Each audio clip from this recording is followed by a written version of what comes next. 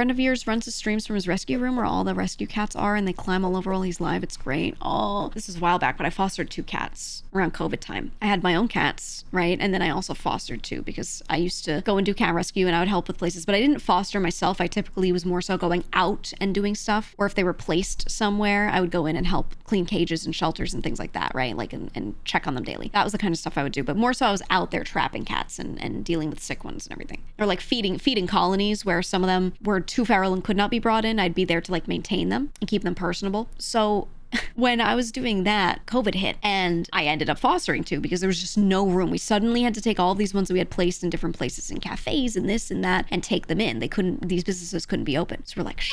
And I was like, okay, I have to foster some now. Like, let me do this. So I took in 2, the two that I really liked. There were 2 that I was rooting for. I really wanted them to get adopted. No one would adopt them because people are like so opposed to adopting 2 cats all the time, which is crazy. 2 is so much better than 1 for their own well-being, but whatever. And the 2 of them were close. They were about a year old, and people, they only want the tiniest baby kittens. They think it's so different. No, they're like still babies when they're 1, but whatever. So I have these 2 and I loved them so much. I loved having like 4 cats. I don't really want that again, but for the short time that I had them, it was super fun. It was super fun, especially because it was COVID and I wasn't going out, you know, like, so having them in the place was like a lot better than having it, you know, being home with my 2 cats. 4 is a lot. And I think I as one person can't give them enough attention, but when work slows down, it's COVID era and you're inside all the time, it's totally doable, you know? So for a time I had them, and God, I love those cats. One of them, they were brothers and they were a bonded pair, so they couldn't be separated. They actually eventually got along pretty well with my cats. Nucky always takes a long time to warm up, but Wolfie was, he loved them.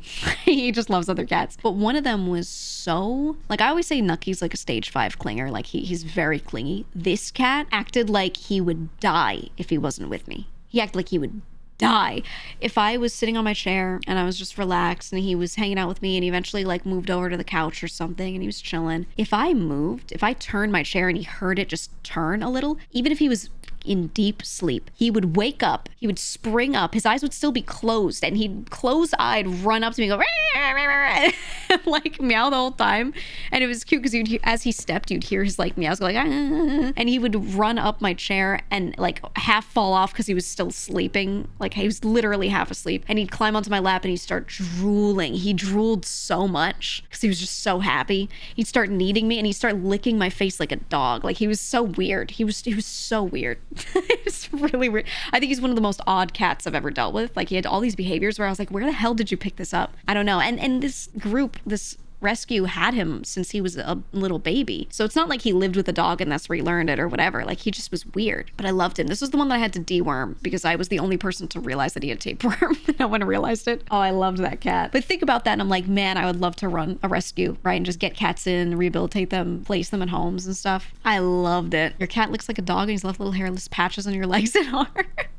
You know what I miss? I used to have a different second cat before I got Wolfie. I used to have Nucky's biological brother because my brother lived with me. This was before he moved. He got a job and he moved a bit further away. So me and him were living together and we had our 2 cats that were brothers. And Nucky's brother loves water. So if you turn the sink on, he'd always go and start like drinking it instantly. When I would get out of the shower, he had a ritual. Every time I'd get out of the shower, I'd be standing there and I'm like, you know, toweling, whatever. He would come up to me and he would lick my legs up to the knee to get all the water off of them. So he'd just go around each leg in a circle while I'm like drying my hair and all this. And I would just let him do it because he loved it so much. And I was like fully rinsed. There's no soap in it, you know, whatever. It's all good. And he would just lick all of it. And it was so weird, but like I couldn't get him to stop. Even if I toweled off and I was dry, he'd be like, you're not 100% dry. So I'm going to do this anyway. So I would just let him do it. And then I would always like wipe my legs now and again, like sponge bath again, because I'm like, now I got like cat spit all over me, you know?